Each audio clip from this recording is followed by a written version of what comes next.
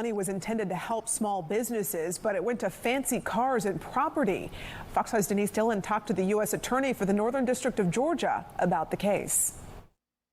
Carl Torjagbo used some of that money to buy this house. Authorities say he cheated the government out of millions of dollars so he could lead a lavish lifestyle. Torjagbo is a fraudster from Marietta.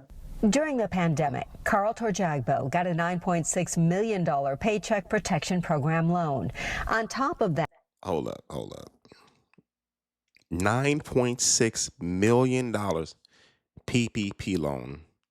Almost $10 million in a PPP loan. And yet the people who actually had legit businesses, people who were actually struggling through the pandemic, couldn't get a dime. I really think that whoever was responsible for administering the PPP loans or confirming these applications needs to also be prosecuted, because they definitely played probably the biggest role in why all these people were able to get these PPP loans, because they didn't do any type of background checks. They didn't do any type of verifications. They didn't even verify if these people even had legit businesses. But people who actually did have legit businesses and employees couldn't get anything from the PPP loans because the money ran out too quickly. This was an absolute failure of a social program. Complete failure, because so many people who needed this money couldn't get it. And so many people who absolutely didn't need this money got all of it. And then y'all want to come up here and call it a setup. But I'm confused as to how this is a setup when you literally had to go out, commit fraud against the government, make all these fraudulent applications, put in all this fake paperwork, say that you had all these fake employees and all these fake social security numbers, and then call it a setup. It's not a setup. You committed fraud against the government. That's like saying the Chase check fraud scam that was going on last year around this time was also a setup. But I didn't hear anyone call that a setup. And yet you had to do less work, because in that case, only thing you had to do was write out a fake check to yourself, cash it, and then take the money out before they realize that it'll bounce. That's it. Much more simpler than what you had to do to get all these PPP loans, to get all this money to blow it. that he filed fraudulent tax returns that generated a $3.4 million IRS refund. That's $13 million of money obtained from the federal government through fraud. He spent that money on this home in East Cobb, land in Northwest Georgia, a number of high-end vehicles, a down payment on a 72-foot yacht, and plastic surgery. Got himself $15,000 worth of gladiator abs. Torjagbo. Oh, Jesus Christ. $15,000 in gladiator abs. He spent money on a Lamborghini. I think that was a Huracan. So a BMW M8, a mansion, and he put a down payment on a yacht. This man was trying to live it really, really big. I mean, I'm pretty sure he's probably about to move to Florida, thinking, oh, I'm going to be the hottest dude out here for all these women. Nah, you just going to end up being the hottest dude for everyone in prison. You're going to be the sexiest nigga in the prison.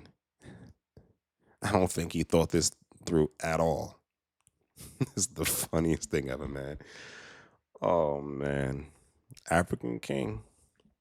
But was able to get the PPP loan, claiming he had a company, Kremkov Industries.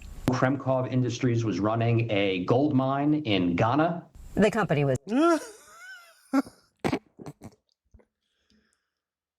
This story just gets funnier and funnier. Funnier and funnier. Oh, my God, bro. This is hilarious. Like I said, he going to be the sexiest nigga in prison. Was fake, and so were the hundreds of employees he said worked for him. According to Torjagbo, 493 people who were living in the United States but working a mine in Ghana. And he identified by name a number of those employees to the banks. Individuals like Keanu Reeves, Gene Hackman, Oliver Twist, Jon Snow. This was really a notorious fraud. So he wasn't even smart enough to use like random people on the street. He decided to use the names of actors famous people and say that he was working for him in Ghana at a mine.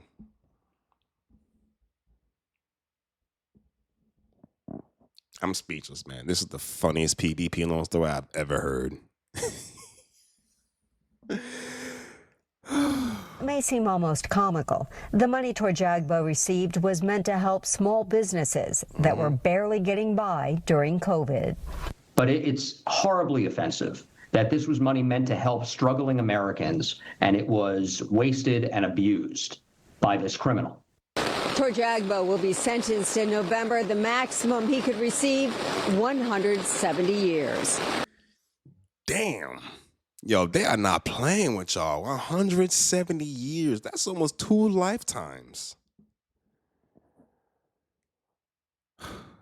It's like none of y'all ever thought that you were going to get caught with this PPP loan scams. I mean, y'all just said, oh, you know what, government is giving out free money, which if you lived in this country long enough, you would know that this government does not give out free money to anyone except for the stimulus checks Trump was giving out. But that wasn't free money either, because now we're dealing with all of that inflation.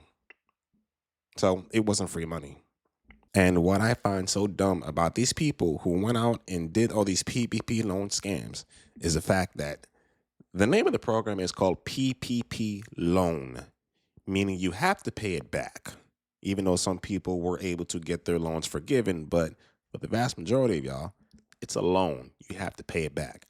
Instead of going out and starting an actual legit business, y'all decided to go buy Lamborghinis and yachts and all the Gucci, Louis, Prada, taking all these trips. And y'all didn't think y'all would get caught when there's literally a paper trail that you had to make in order to get these PPP loans. So y'all never thought that y'all wouldn't get caught. But instead, now you get caught and you're getting charged with wire fraud, conspiracy, identity theft. You're getting charged with so many things on top of that, having to pay everything back, plus extra fines. It's $1 million fine for committing bank fraud. $1 million in fines. It's like none of y'all had any type of common sense when it came to these PPP loan. And now it could potentially be the case that a lot of y'all who took out these substantial amounts of PPP loans, I'm talking like hundreds of thousands to millions of dollars in PPP loans, could be spending the rest of your life in jail. You could potentially be dying in jail for this scam, for trying to defraud the government this way. Like the reporter said, this man could be potentially facing 172 years in prison, meaning he is going to die there for $9 million in PPP loans. Some of y'all took way more than that, way more than $9 million, and blew it.